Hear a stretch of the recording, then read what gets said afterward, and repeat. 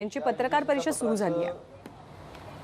नक्की विश्लेषण करून त्याच्यावर काय निर्णय घ्यायचा यासाठी आज पुन्हा एकदा राज्य आपत्कालीन अथॉरिटीची बैठक म्हणजे डिझास्टर मॅनेजमेंट अथॉरिटीची बैठक मुख्यमंत्री महोदयांच्या अध्यक्षतेखाली पार पडली। या बैठकीला स्वतः मुख्यमंत्री महोदय, मुख्य सचिव, महाराष्ट्र राज्याचे उपमुख्यमंत्री अजितदादा पवार, या खात्याचा मंत्री म्हणून मी स्वतः, विजय वडेट्टीवार साहेब, त्याच्यानंतर प्रधान सचिव हेल्थ, आपले मुंबई महानगरपालिकेचे आयुक्त, आमचे सचिव, ही सगळी मंडळी उपस्थित होती जी डिझास्टर मॅनेजमेंट अथॉरिटीला असते।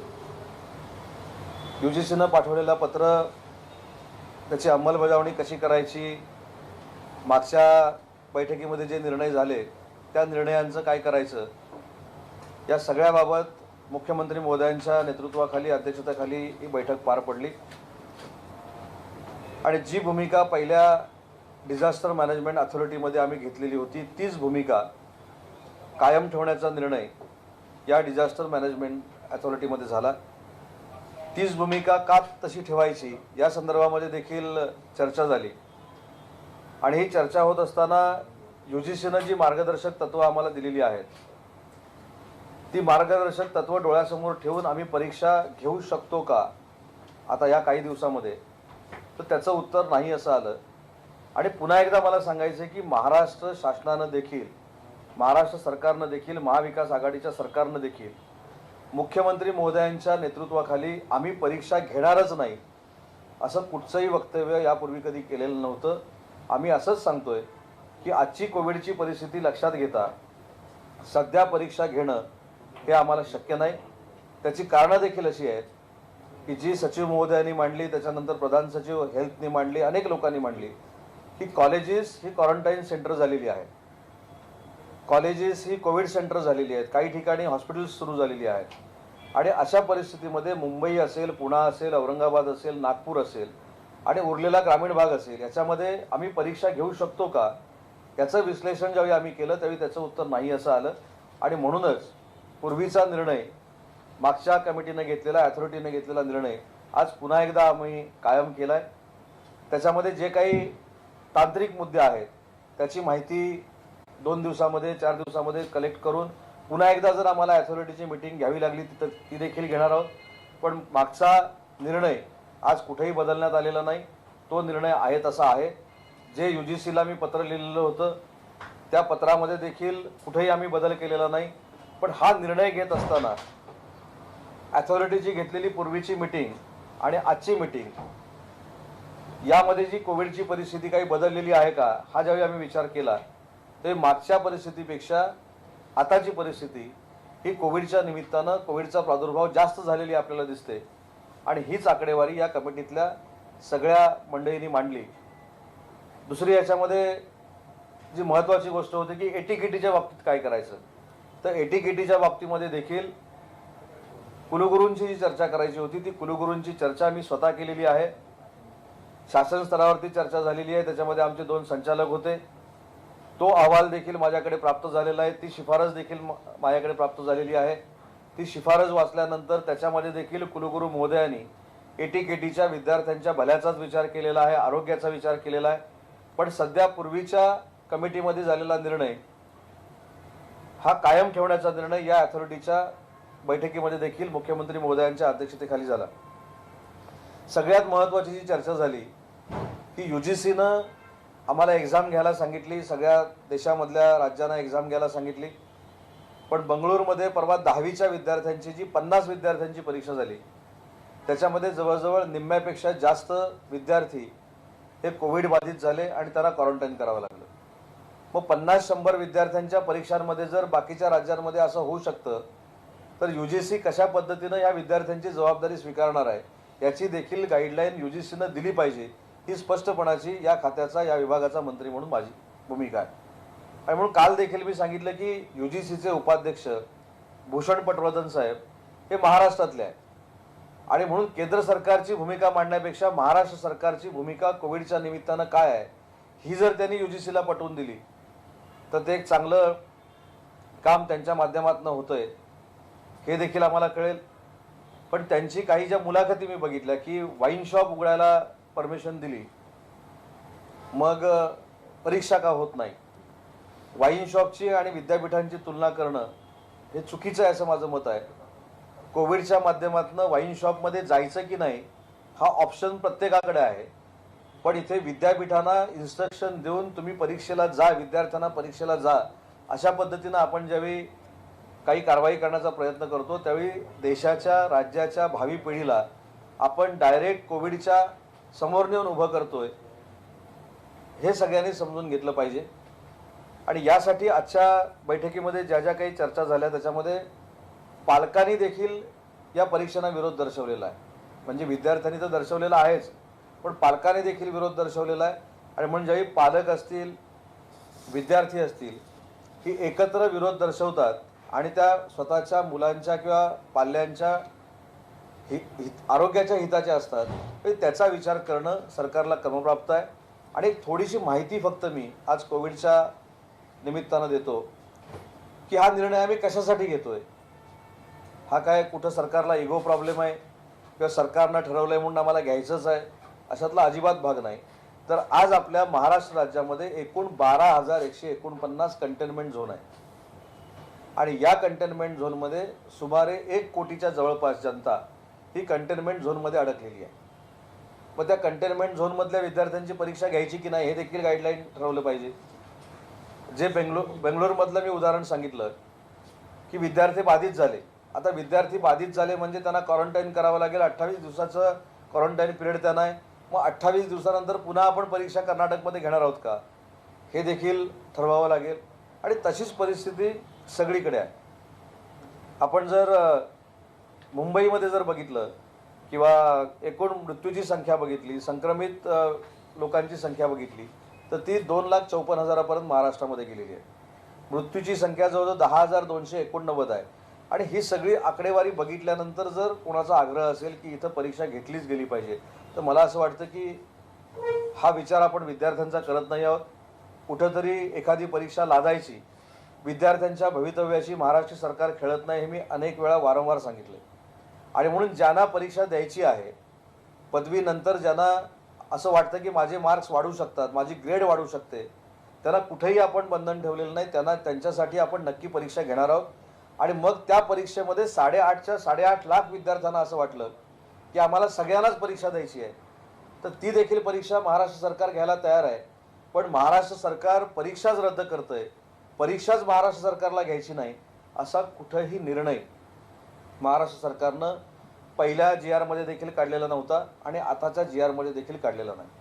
उलट काही कुलगुरू महोदयांच्या शिफारशी अशा आलेल्या आहेत की सरसकट पदवी देऊन ज्यांना परीक्षा द्यायची त्यांना कोविड गेल्यानंतर आम्ही परीक्षा घ्यायला संधी देऊ, अशा पद्धतीची देखील शिफारस कुलगुरू महोदयांनी केलेली आहे. एकीकडे आपण असं म्हणतोय की कुलगुरू महोदयांना विचारूनच सगळी कारवाई केली पाहिजे, एकीकडे कुलगुरू महोदय जी शिफारस करतायत ती तुम्ही करायची नाही, पलीकडे जाऊन दुसरं काहीतरी करायचं, अशा पद्धतीचं आपण सांगतोय.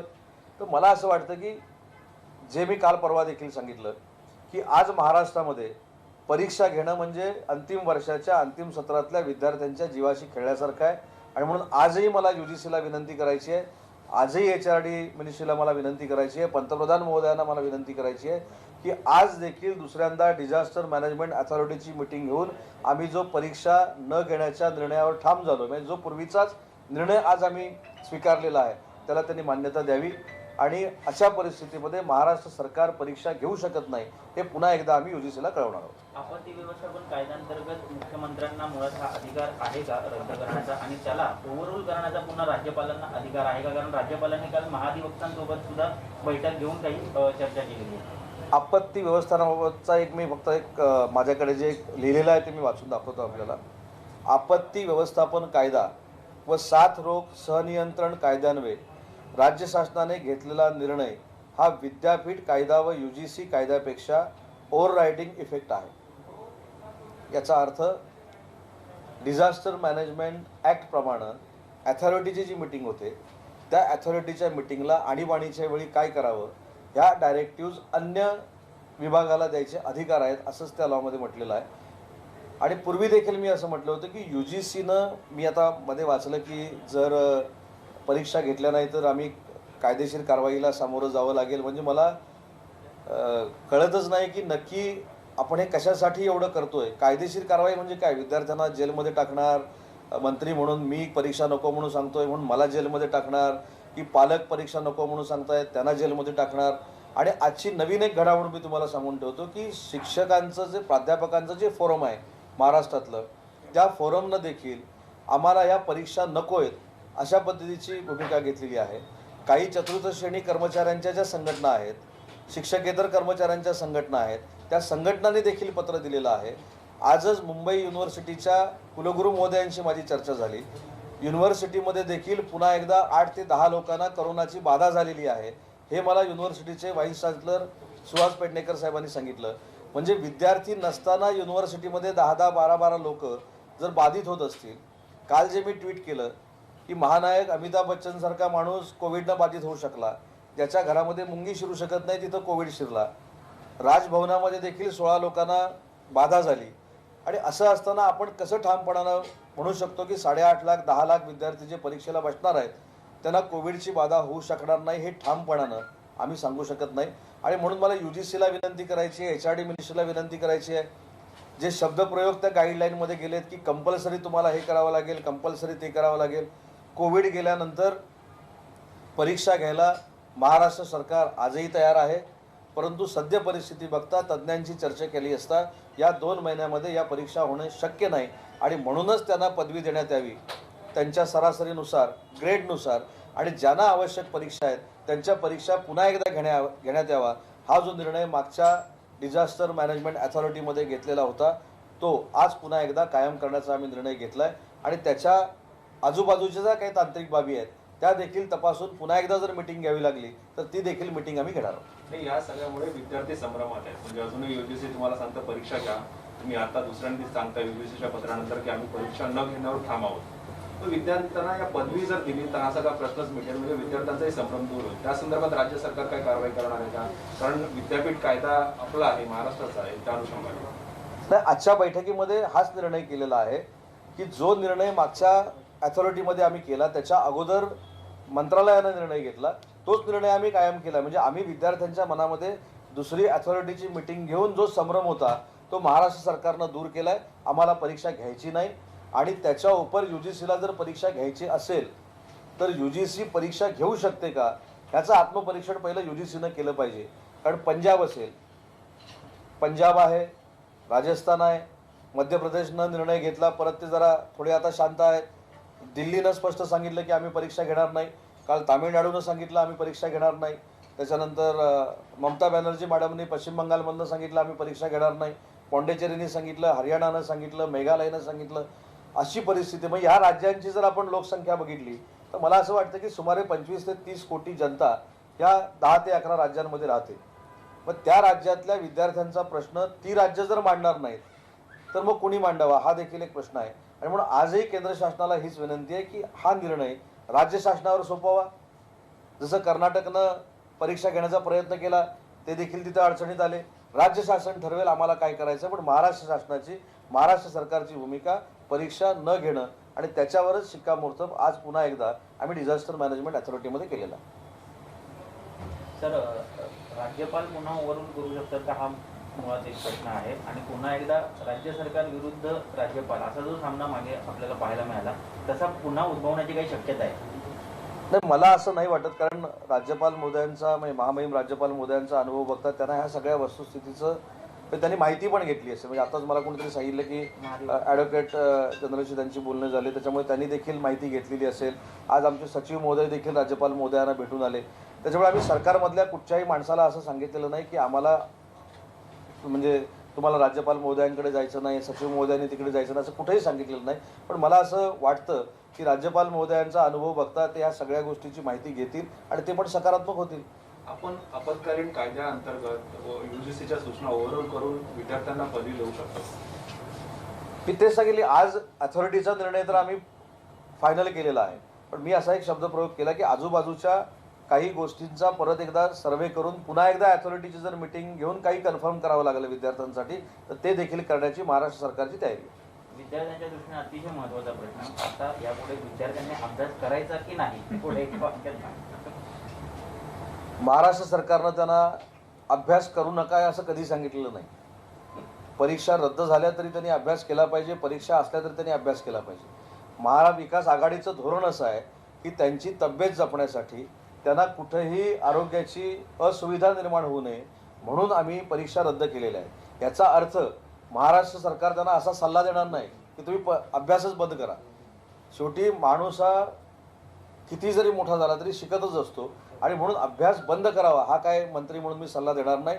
परीक्षा रद्द जरी झाल्या तरी त्यांनी महाराष्ट्राचं शून्य नागरिक होण्यासाठी अभ्यास केलाच पाहिजे हा मंत्री म्हणून सल्ला आहे.